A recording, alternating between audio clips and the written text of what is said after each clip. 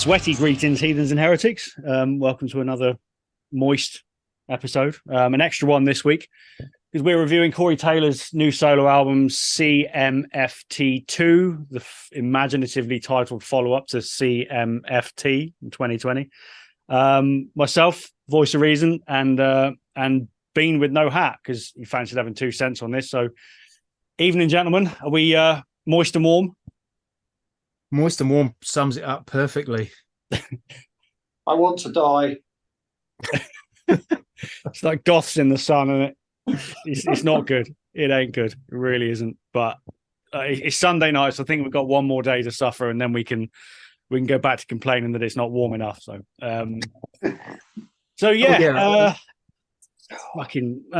right, Corey Taylor. So, like I said, this is the follow-up to 2020 CMFT. Which I actually really liked, to be fair. I thought it was a really enjoyable mix of sort of classic rock and bit of heavy metal, pop, hip hop, all sorts. A couple of absolutely great songs. I managed to pick it up on vinyl really cheap as well, which is a bonus. So follow up then, first initial thoughts. What do we think before we sort of get into the nitty gritty, as it were? Yeah. I think, like, before we get into the nitty gritty, it's worth saying I feel like I'm coming into this one completely blind because I didn't listen to the first solo album, and to be completely honest, I think like what Corey's done with Slipknot, I don't know much about. Like I was big into Slipknot when they first came out and kind of lost the way. I haven't really followed Stone Sour. Didn't listen to the solo album, so for me this is like coming in fresh. Yeah, and I have to say literally exactly the same, because I mean, like I say, I love Slipknot for 2 albums, like the third, lost interest after that. Never got into Stone Sour. Didn't even know he'd done a solo album a couple of years ago. So this is like I say, completely blind for me. Yeah, and like none of that is like any shade on Slipknot or anything like that. No. They're just one of those bands that I just didn't go down the road with them. I just didn't follow their careers. Similarly with Stone Sour, I think doing a little bit of reading on this album, I was surprised at how many Stone Sour albums there are. They're quite a long career, didn't they? I've never really been a fan of them either, but yeah, they've been busy, I think is the word over the years, isn't it? Yeah. But look, I think the solo albums, it kind of, for me, it gives him a chance to just do his own thing, what he wants to do, done it, obviously. It's a solo album, that's the whole point. But it Stone Sour for me, the bits I've heard, they've never really done it for me that much. A few decent songs, but largely fairly middle of the road. But like I said, I really enjoyed the first solo album. There's one song in it in particular called Samantha's Gone, which is just a really great pop rock song, and it's one of the best kind of things like that I've heard in recent years. So the man can definitely write songs, and I think this album kind of follows that up really well. So what do we think of it then? You two gone into it blind, voice of reason, Slipknot fan of days gone by and whatnot. What do you think of it? I was admittedly very surprised how much I wanted to listen to it again. There you go. Straight up. Yeah. Really easy going, isn't it?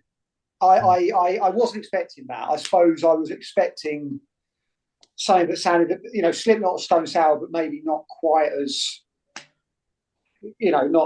aggressive. But what we've got is, an album with some very good choruses and some very good melodies, and a real confidence and assurance. So you'd expect from someone like Corey at this point, but it doesn't sound like a one-man project. It sounds like a band who are at the top of their game.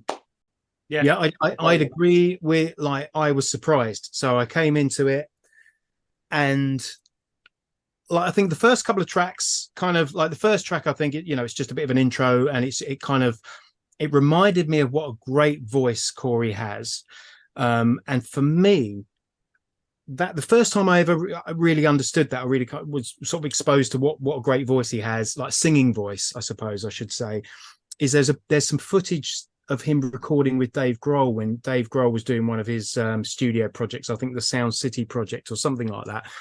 And there's a clip in there of Corey singing. And I remember thinking, fucking hell, the guy's got some pipes, you know, really can sing. I think then the album, as the album goes on, I think the first like proper track on the album, Post Traumatic Blues, is a bit of a lulling you into a full sense of Slipknot. I think just like you said, and it's like it's Slipknot, but not quite as heavy. And then track 3 and 4, we get hit with what I think is kind of the template of the rest of the album, which is this kind of, it's a rock and roll record, you know, it's this kind of very LA rock and roll. I was kind of thinking of Buck Cherry and bands like that.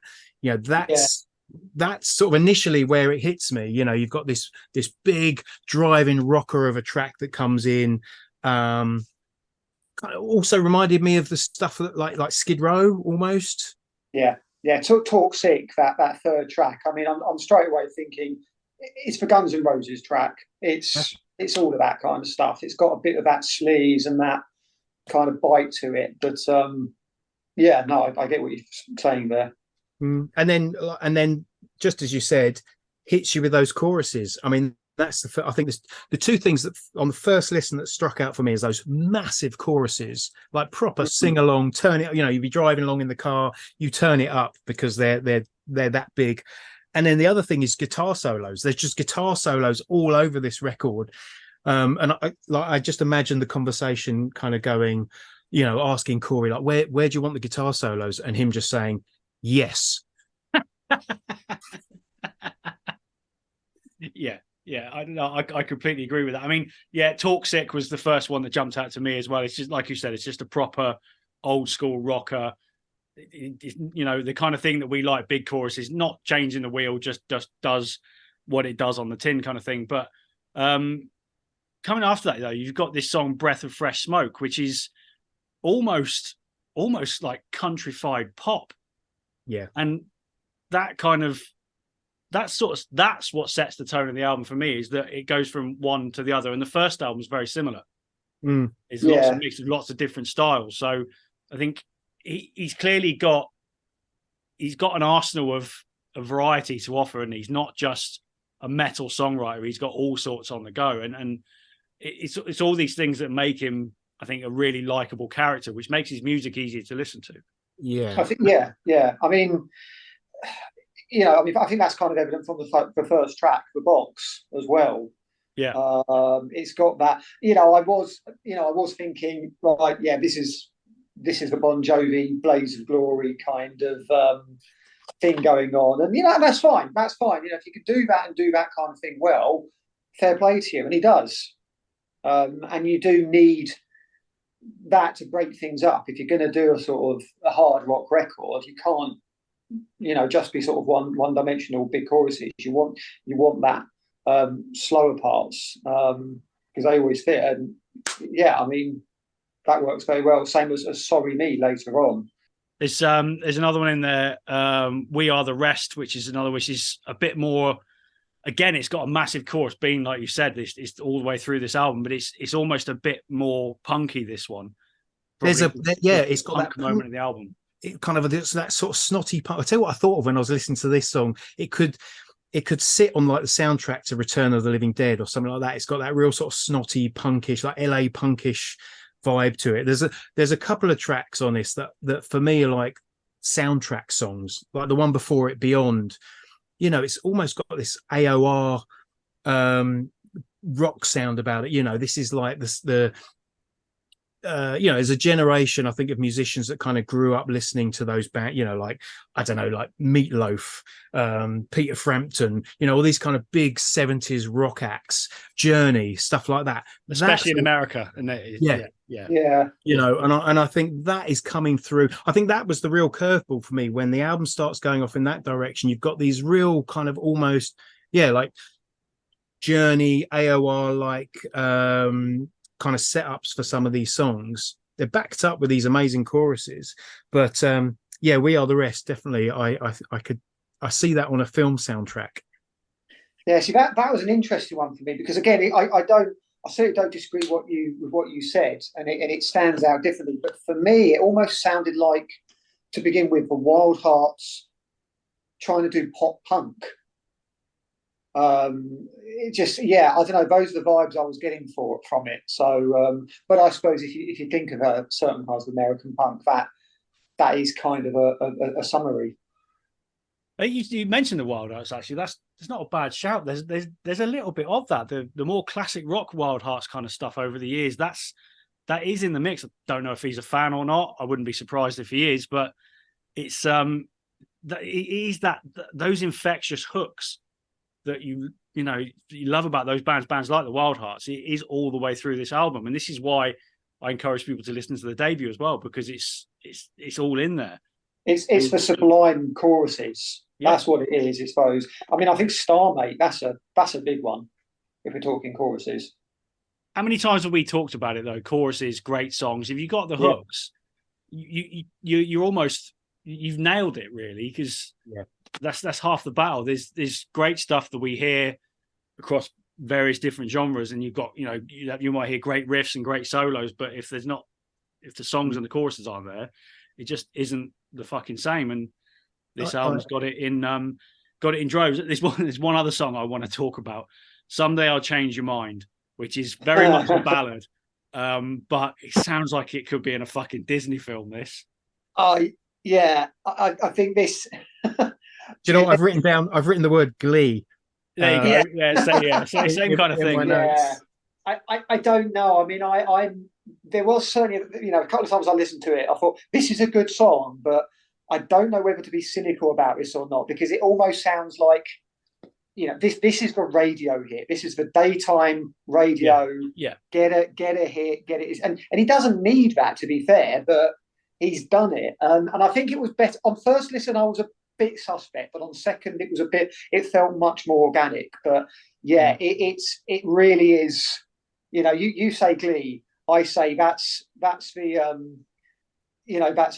final episode of the OC, where the two lovebirds get together after being split up for ages or something. It's got that sort of American kind of TV. There were so many songs on this album where you like, in my mind's eye, I could see kind of drama happening like on the screen, and I just imagine it as a soundtrack to either a film or a TV show or something like that. But yeah, this track in particular, I don't know, really kind of doubles down on that. There's a line in it where he says like the best days of my life, and just the cadence of the voice completely reminded me of like the Bryan Adams song, and I just thought, yeah, that's where it is. It's radio friendly rock. And I don't know, I mean, are they going to release it as a single kind of thing? Because that is the kind of song that honestly could get to #1, even in the UK. I think it's got single written all over it. It really, they need to promote the absolute fuck out of it, because there's no reason why it couldn't do well. Yeah. It's got, I can see dads and mums, who don't listen to this kind of stuff, absolutely loving it. There's a lot, right? So there's a lot of cheese on this album. I will say that, but it leads me to the thought that, like, I think he gets away with things that like lesser bands wouldn't. And I think a lot of that comes from his charisma. He's got this kind of roguish charisma that is sort of infused in all the music. And it for my mind anyway, it means he can get away with things that I think maybe others couldn't. I'm thinking, just going back slightly, Breath of Fresh Smoke, for example. That's a track that in lesser hands could come across a little bit, I don't know, am I allowed to say Nickelback on this podcast? We haven't banned it yet, but okay. Well, look, I'm just using that as a point of reference. But you could hear a band like Nickelback doing it, and just and reaching for the volume knob just to turn it down or switch the channel or whatever. But he gets away with it. I find myself enjoying it. It's just got this kind of laid back, kick back, country vibe, as you said, and it just sits on the right side of things. It just sits on the right side of credible. Do you think the word you mentioned there is charisma? And do you think that's what makes the difference? Like, you talk about Nickelback, and for all their success, charisma is one thing that band does not in the slightest. So, the fact that Corey Taylor's got bags of it, and if I'm perfectly honest with you, he's probably one of the best frontmen of this current generation of the last 20 years, because he, you know, as a frontman for Slipknot, you got a band like that carry off that kind of chaos, and you got this leader at the front of it. He does that better than anybody out there, I think. Yeah. I mean, you know, I would say at this point that, I mean, even though maybe their albums have been a bit sort of spaced out, you've got to say that Slipknot are the 21st century metal act. Yeah. And he's the front man, so you know you'd expect him to take something away with him, and he's always been able to sing. We know that. I mean, you know, we always sometimes they got away with it, sometimes they didn't. But yeah, as you said earlier, Bean, he's got the vocals, and I wonder if he's been having maybe more tuition there, because it sounds like he's been doing this specific kind of thing for a lot longer than he has, you know, because he's normally trains a lot more. He retains that gritty edge, which gives him a little bit of something more than just clean singing, like just clean radio singing, that with the right technology you could achieve with anybody, kind of thing. You know, like going back to the metalcore days and the token clean singing. You know, it's still just sounds like his voice. It's never completely clean, is it? He always has this kind of vocal fry going on where there's just a little bit of sandpaper in there, which is great. I love it. Yeah, I think, you know, you've got a track near the end, the penultimate track, like "All I Want Is Hey," which, he's more like the Corey Taylor that we know in terms of vocals. You know, that's it's the most aggressive one, and it's the closest. It is, but it's, you know, I mean, that's way more old school metal than Slipknot ever were. Yeah. In terms of, you know, the riff style and the aggression. So yeah, it kind of it's almost like we've got to get that in before the end of the album. And I don't know, maybe it should have been halfway through, for example. But I'm glad it's there. It just you know, it should be. I think solo albums can be very self-indulgent, and in a weird way, his two solo albums are quite self-indulgent, that he's indulging himself that this is what he wants to do. But self-indulgence, like Bean said, it just makes you turn it off, turn it down, whatever. But self-indulgence like this is the album he wants to write, because he's got the right to do that. He's at that point in his career where he can do these albums. I think there's a breath of fresh air to that he's doing what he wants to do, enjoying it, and just putting it out there, and whatever happens. And like you said, he's got potential hit singles. Yeah, he doesn't over-egg it either. I think there are certain songs where, you know, it might be quite a departure to what you might expect from someone like Corey Taylor, but he doesn't, like, he keeps them short. He doesn't overuse any ideas. You know, like a track like "Sorry Me," I was kind of listening to it thinking, right, it's going to go one way or the other. Any minute now, there might be these big kind of over-the-top drums coming in, and then it just goes off into this big orchestral section at the end. And he doesn't. He just keeps it very stripped down, laid back, just him and an acoustic guitar with a few embellishments throughout. And then the song just kind of comes to a conclusion, and that's it. And it moves on. And there's something quite, you talk about ideas being used and indulging, you kind of indulging in your ideas. There is something quite scrapbooky about the way that it's put together. You know, the songs do change style using different ideas, and I quite like that. He sort of visits different places, doesn't spend too much time in those places, brings it back, does something that you're familiar with, then takes off on another idea. It's a journey. It's cool. I like it. There are a couple of songs on the album that I think are like sort of 17, 18 years old. They're really old tracks that he's sort of redone to put on this album. So, yeah, there probably is an element of that. Yeah. I mean, that last track, Dead Flies, which, I mean, for me, it starts with a 90s Megadeth riff. Right. And then it goes in sort of a grungy sort of tone. But you got that sort of, 90s anthemic alt rock chorus. And it's a really good way to close the album. I think that's one of the strongest tracks. There are two standout tracks for me, and that is one of them, Dead Flies, and the other is Punchline, which we haven't talked about, which is a really it's sort of in the final third of the album, really solid, but live it's going to be incredible. it's a mid-tempo track, so it has that power. It just kind of holds it, holds you in this really sort of solid place. But then it sort of explodes at the end with this like staccato double bass drum thing and like a double time chorus at the end, and just takes off and flies. It's a great track. Yeah, I completely agree. I think we need to recognize the fact that on this album, Corey Taylor himself plays lead guitar, rhythm guitar, piano, and even fucking mandolin plays himself on this album. So he does sort of, he ticks every box, doesn't he? He's got the lot. Sickening, really. Fair play to him. And I don't know if you two are aware, but he was on fucking Sunday Brunch a few weeks ago on Channel 4. Oh, he was. Yeah, I heard about that. Yeah, I'll need to. I'm sure that was a highlight. That's when you know you've made the mainstream. Yeah.